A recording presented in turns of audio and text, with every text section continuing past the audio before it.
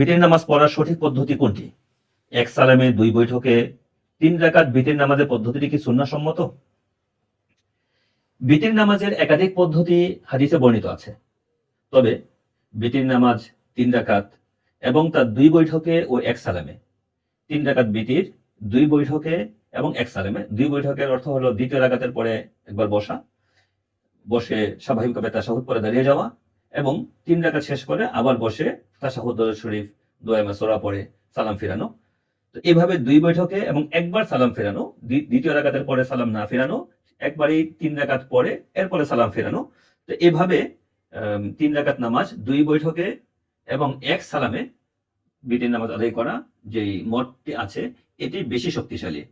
2 বৈঠকে 1 সালামে বিতির নামাজের পদ্ধতি সুন্নাহসম্মত নয়, এই কথা বলার কোনো সুযোগ নেই।